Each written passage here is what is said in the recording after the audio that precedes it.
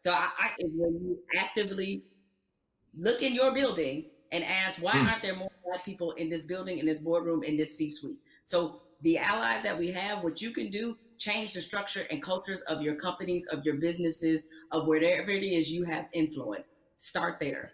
The thing I try to tell people is, it puts us in a no-win situation. I want our white sisters and brothers to be better educated and to care more, but I don't want to have to bear the burden of trying to teach and educate all the time. The reason you pay tuition is because it's costly to educate someone. You coming up to me and saying, educate me, that's costly to me emotionally and from a time point of view. Also, I think we have to be very honest. Nobody would go up to somebody and say, teach me Russian in 5 minutes. And by the way, make me feel good about it. Right? I mean, you wait, hold on a second. Like, you want me to teach you about racism, which is the history of race in America is just as complicated as Russian. And you want me to teach you that in 5 minutes. And also, if I make you feel bad about it in any way, now I got to be your therapist too. And like you said, soothe you or whatever. That's got to stop. I would love for somebody to come to me and say, I made my whole family watch the 13th and read the new Jim Crow and read White Fragility. And we had a question on page 52. Now, hey, we can have that conversation all day long because you're doing your homework, but don't flop on me like you never heard of Google. If you wanted to know about cryptocurrencies or whatever, you find that stuff out before any Black person ever heard of it. So I'm sure you can educate yourself about anything you want to know. I have to say something to you because I've never gotten a chance to talk to you. I feel like I know you because I'm such a big, mad, crazy Stan and fan. But I love you to death.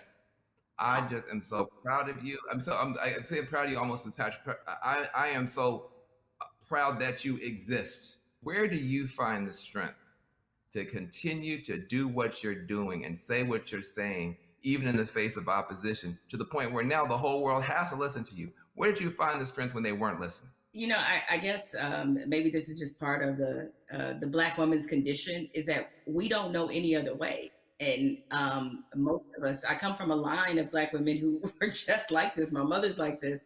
My grandmother was like this, where it's the old phrase we've all used as Black people, making a way out of no way. And scream until they hear you. You know what I'm saying? Is that because the opposite, to do the opposite of that is what? Is that I can't even afford to do that. I don't know any other mode but to fight for what's right, but to try to stand on the right side of history, but to speak for people who don't have a voice or a platform as large as mine because somebody did it for me. What advice do you have for people who want to have these conversations, maybe not as well spoken, not as well read as you might be, but who really are sincere and want to have a conversation? I think you have to start from a point of honesty and being real about what some of your beliefs, prejudice, biases are, where they come from, why you learned them. I think if you take anything else beyond race, as we get older, we do a whole lot of unlearning. Young folks, when you get to like your 30s, you do a whole lot of that, right? But yeah, my advice is to always start from the point of truth and honesty and self-awareness. And you'd be surprised what you can get accomplished just by digging into those things. I mean, if you know you come from a racist background or if you come from where race was talking about a certain way, be honest about what those conversations were and what they taught you. And ask yourself, is this the kind of person that you really want to be?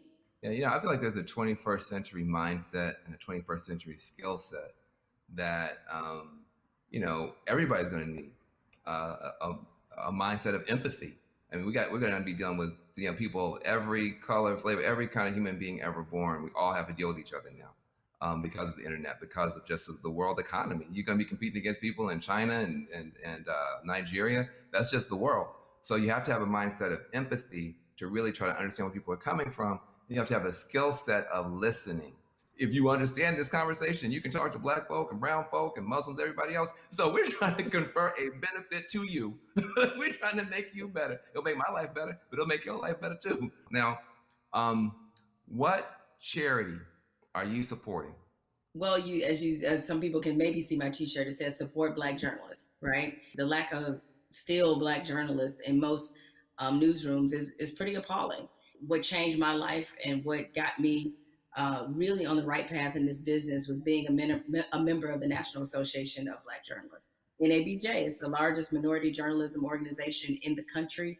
the development, the networking, job fair, internships, scholarships, what happens there has changed lives. You know, it changed a lot of people's careers. I mean, people like you, Van, and Mhm. everybody you want to think of, Roland Martin, Soledad O'Brien. It's just a number of people, Michael Wilbon, that are a part of this organization and have been able to build legacies there. And so it's on us to again usher in this next generation of young journalists who, I get it right now, feeling really discouraged when they look at not just what a lot of newsrooms look like, a lot of networks look like, but also we're under the under the shadow of a pandemic right now. So there's a lot of journalists who have lost their jobs. A lot of companies are downsizing. They need a reason to believe and to be in this business. And so NABJ has done so much for my career and continues to do that for others. So that's the charity that I support and the organization that has changed my life and that of many others.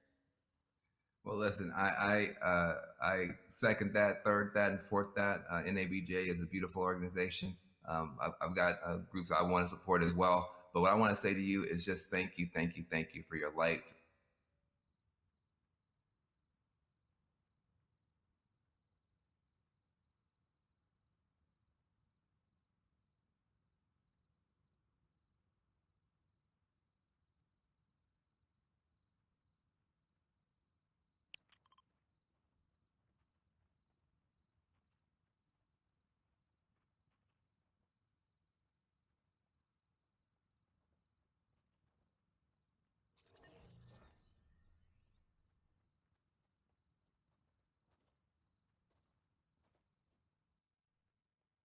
If we keep talking, if we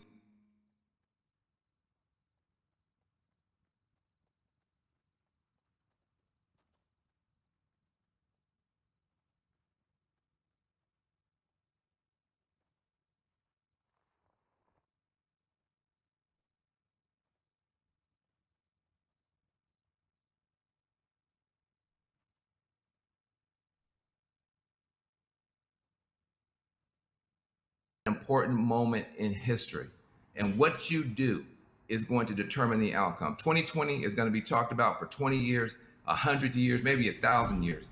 But the future is not written. It's up to what you and I do and what you and I decide is going to happen.